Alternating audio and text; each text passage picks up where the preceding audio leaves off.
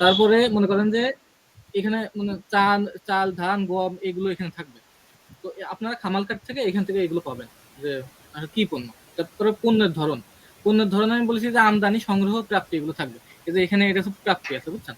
তারপরে আমি বলেছি যে পণ্যের পরিমাণ, এই যে এখানে এই যে ক্লোজিং আছে দেখেন 1450, এটা তো বস্তা আর এর পাশে ঠিক লেখা আছে 43 এই যে 447 মেট্রিক টন, এইটা হলো আপনার পণ্যের পরিমাণ, বুঝতে পারছেন। তারপরে দেখা যায় না, আপনারা মনে করেন যে যদি খুব প্রয়োজন না থাকে তাহলে কথা বলবেন না বুঝছেন। এরপরে আছে সিজন। তো আপনার এটা হলো এই যে সিজনে যে খামাল কাঠের উপরে এই যে বড় আছে আপনার এটা 25, তাহলে আপনার এই সিজন এইটা এলএসডি কোডটা আপনারা মনে করেন যে এরপরে আমি দিচ্ছি এলএসডি কোড আপনারা পাবেন ডাটা ব্যাংকে, প্রত্যেকজনের ইয়েতে আছে। মনে করেন যে আপনার এলএসডির পাশের নামে যে আপনার যে সারিটা আছে ওই সারিতে আপনি এলএসডি কোড পেতে পারবেন। তারপরে গুদাম নাম্বার, এই খামাল কার্ডে যে এখানে গুদাম নাম্বার আছে, গুদাম নাম্বার 2 এই যে এইটার।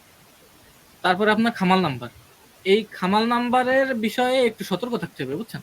সেটা হলো যে এইখানে যে খামাল নাম্বারটা থাকবে এইটাই যে এই খামাল কার্ডের খামাল নাম্বার এরকম নাও হতে পারে। কখন না হতে পারে, তখন আছে দেখবেন যে এটা যদি এক পেজ না হয়, মনে করেন যে এই খামাল কার্ডের সাথে অ্যাটাচ করে 2-3টা পেজ আছে, বুঝতে পারছেন। তো পেজগুলো কোথায় থাকে, পেজগুলো অবশ্যই নিচে মারা থাকে, আর ক্লোজিংটা অবশ্যই নিচে হবে, বুঝতে পারছেন আপনার কথা। এরকম খামাল কার্ড দেখেছেন আপনারা? জি আলামিন ভাই দেখছি। হ্যাঁ দেখছি। হ্যাঁ যদি দেখে থাকেন তাহলে খামাল নাম্বারে বুঝছেন, যখন মনে করেন যে অতিরিক্ত এক খামাল থেকে অনেক পণ্য মনে করেন যে খালাস হচ্ছে কিংবা আসতেছে বুঝছেন, তখন কিন্তু এটা খামাল কার্ডটা বড় হয়ে যায়।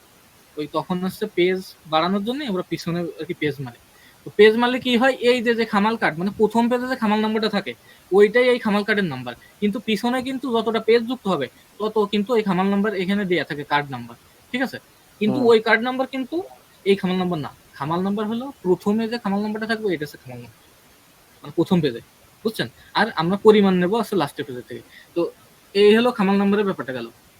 তারপরে আপনার আমি যদি ব্যাগ সংখ্যা, তাহলে এইটা কত কেজির মনে করেন যে ব্যাগ সংখ্যা আছে, এই যে টিআর 330 গ্রাম, এটা হলো 30 কেজি, মানে কোনো এলএসডিতে একদম ক্লিয়ার লেখা থাকে এখানে এই যে প্রাপ্তির নিচে লেখা থাকবে 50 কেজির বস্তা কি 30 কেজির বস্তা। এর পরেও আপনারা তাও যদি না বুঝেন তাহলে আর একটা কাজ করা যায়, সেটা হলো আমরা যা পাক্ষিক করার সময় করেছি, এই যে এইখানে যে মেট্রিক টন আছে না 43.447, এইটাকে আমরা 1000 দিয়ে গুণ দেবো, দিয়ে আমরা ভাগ দেবো হচ্ছে 1450 বস্তার সংখ্যা দিয়ে। তখন দেখবেন কি মোটামুটি 30 কেজি কিংবা 40-50 কেজির আশেপাশে আছে। যদি 40 কেজি হয় তাহলে আমরা 50 কেজি দেবো, যদি 30 কেজি 29 কেজি হয় তাহলে আমরা 30 কেজি। এই হিসাবে দিয়ে গুণ দেওয়ার প্রয়োজন নাই তো, পয়েন্টটা বাদ দিয়ে সংখ্যাটা দিয়ে তারপরে বস্তা দিয়ে ভাগ দিতে হয়।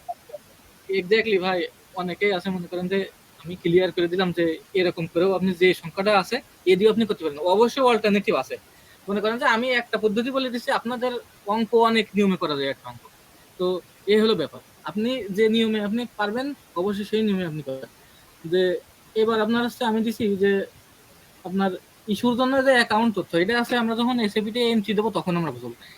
এখন একটা জিনিস বুঝেন, আপনারা এখন যদি খামাল কার্ড দেখেন তাহলে আর এক ধরনের খামাল কার্ড আছে, সেটা হলো আমি দেখাই যে আপডেট মনে করেন যে হয়েছে সেই খামাল কার্ড।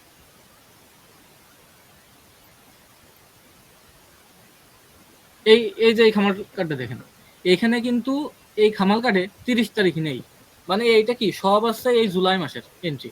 তো আগে যে খামাল কার্ডটা দেখলাম যে এইখানেও কিন্তু এই খামাল কার্ডে আবার নতুন করে এন্ট্রি হইতে পারে। আপাতত আমরা এই যে আপডেটটা আমরা দেখবো না, আগে আমরা যেসব খামাল কার্ডে 30 তারিখ পর্যন্ত আছে।